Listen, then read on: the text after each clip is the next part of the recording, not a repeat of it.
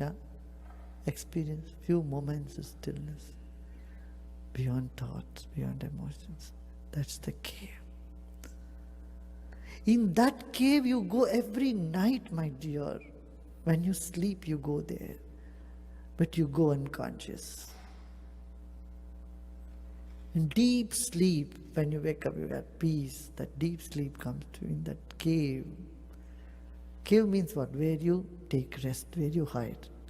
Cave is not a place where you are active. You are just going resting, hibernating.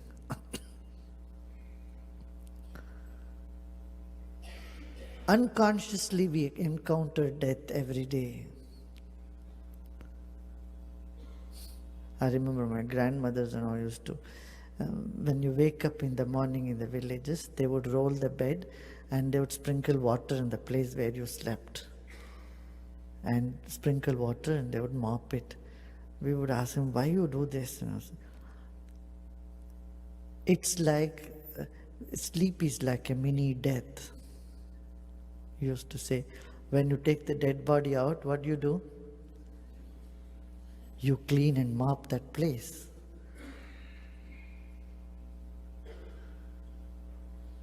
And we would wonder that, as children coming from urban area, going to rural, we wonder why grandmother is saying these things. She said, yes, oh no, you shouldn't touch this place, come on. Roll the bed and everything, and then you have to keep the bed rolled. You should never keep the bed on all the time. This was the ancient thinking in the villages. So you woke up, roll the bed and keep it aside and mop the place. And just vibration, clear the vibration. We wouldn't do that in the cities. In the village, in the old, the previous two generations before, great-grandmothers, grandmothers, they would have this thing, yeah, here it's tamas, tamogun. It's like death. Sleep is like a mini death.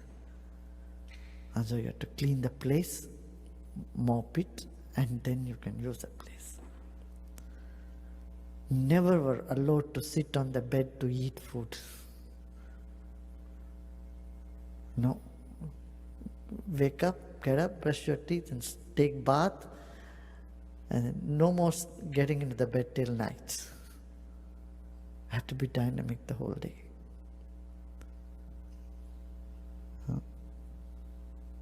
And if you lie down on your bed, that means you are impure again. Now you can't do it. Again go take bath and do. For eating or for doing anything. There is some, there is that undercurrent. Though it appeared to be utter superstition to us. As children, we would say, this is superstition. You touch the bed and then say, don't touch me, don't do anything else. In the Brahminical family, this is very much. You touch the bed, that means you have to take bath and then have food.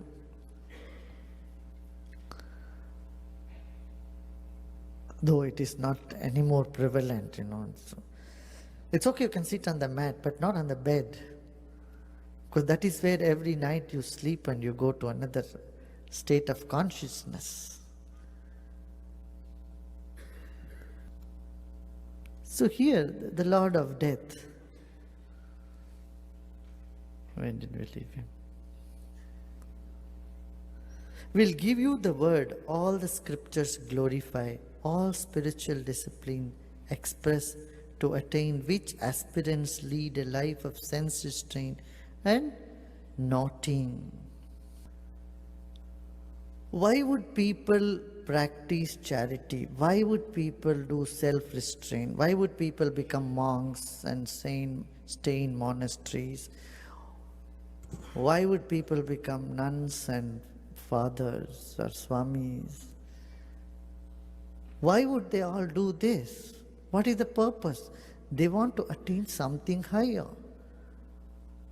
But they get lost in the way. They don't get it. They simply become recluse, become monks, and they don't get it. And the purpose of them doing all that is to attain, to see that which is beyond death. And the Lord of Death says, Nachiketa, this is why they are doing to attain this. I am going to give you right away. Because you are a capable student.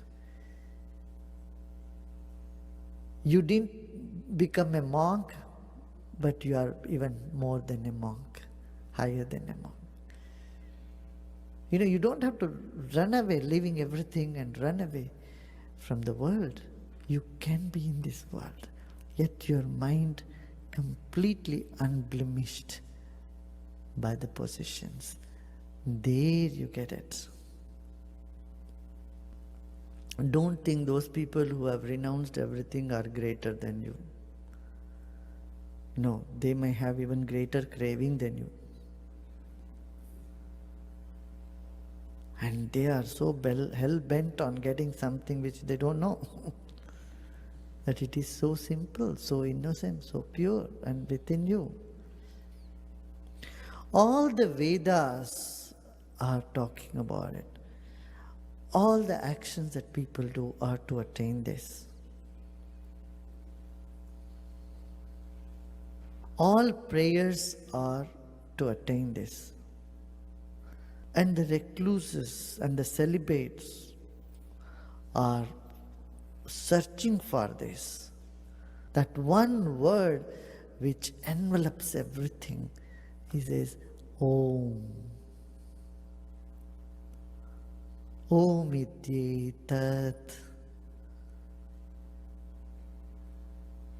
It's said that when you finally meet God after all your struggle, then you realize him, oh, he is my neighbor, I knew him all the time. Oh, you are God? I thought I knew you all through.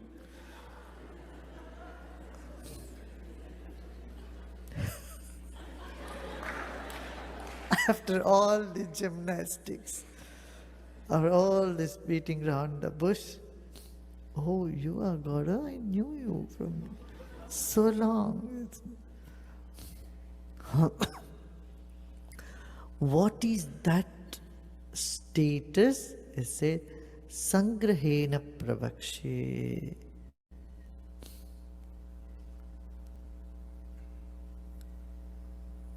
Consolidating all that I am telling you, that is Om.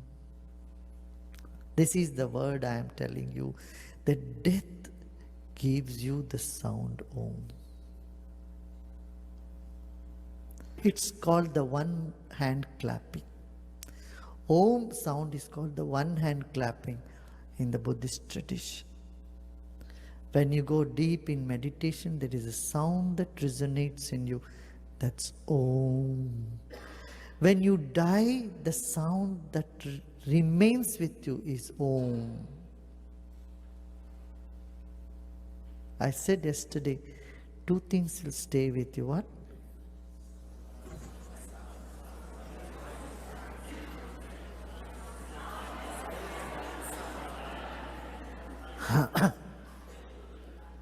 Sight and sound. Sight is light, sound is Om. These two things will stay with you. Sound and light show. So death is nothing but a sound and light show. And the world is nothing but a sound and light show. Just remove all the light, all the images, all the light means images, all the images from your mind, there is no world. Remove all the sounds, there is no sorrow. Remove the sound, there is no sorrow. Are you with me? No? What is sorrow? When somebody blames you. When someone says something wrong to you, doesn't it hurt you? What is that? Sound. Remove all the sound, conflict gone, sorrow gone. Remove all the light, all the forms gone.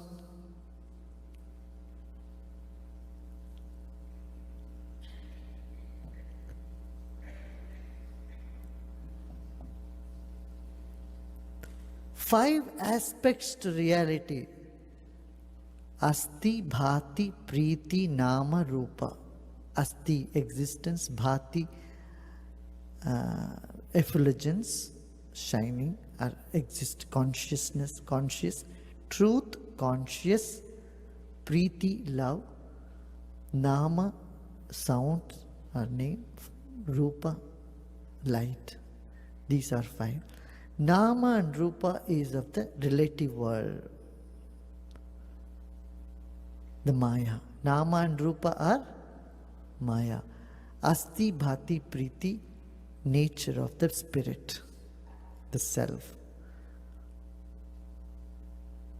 Spirit is existence, conscious, and love. Love is not in what is called love as emotion. What we call love is just a shadow of the true love. The love emotion is just a shadow of the existence. It's not the existence. Asti, bhati, priti, nature of the spirit, and nama, rupa, a name and form is of the world. If names are removed or the sound is removed, light is removed from your mind, the subtle body dies, only causal body lives. And causal body is all bliss. It's a subtle body. What makes you miserable is sound and light. And how to cross over the sound? You can only cross over the sound by sound. And so the one sound that is required, that is needed, that is eternal, and that secret I'm telling you, Nachiketa, now what is that? Om Ityetat. And that is Om.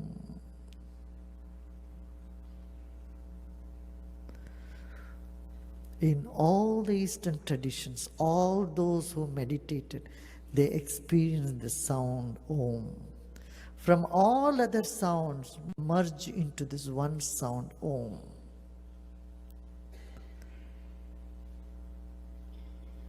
Before birth, you were in Om. And after death, you will be in Om. This is the one hand clapping, one sound that remains with you.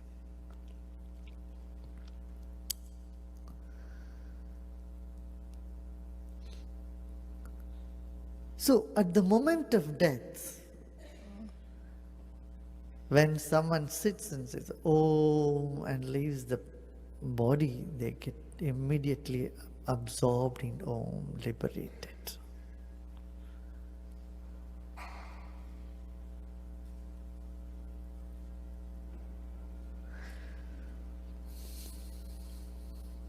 When one dies, the first thing one is able to see what is all around. Then the entire life comes to you like a film.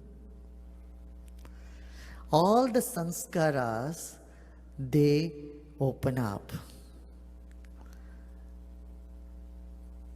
This is normally to people, not for meditators. If you are a deep meditator, all these impressions are already gone. That's why you are dead while alive. Man maro, it is a Sanskrit, in Hindi they say, kill the mind. Kill the mind. That means, kill the mind means what? Remove all the impressions. In Jain tradition, they do pratikraman. Means every day at sunset, they'll sit and take the mind backward, like our eternity process. They take the mind, okay, what I did, unwinding. What you did now, you unwind and see 1 hour ago what I did, any impression in that, erase that, like that. Going backward in time. So every day a Jain monk, all Jains are supposed to do, many they don't know, are supposed to do. They sit and unwind themselves back and let go the whole thing. And every day sit back, and for that day you sat and you wound back till the time you wake up. When you go to bed, half an hour, 1 hour, people do the pratikraman, going back in time and erasing all the impressions and become free.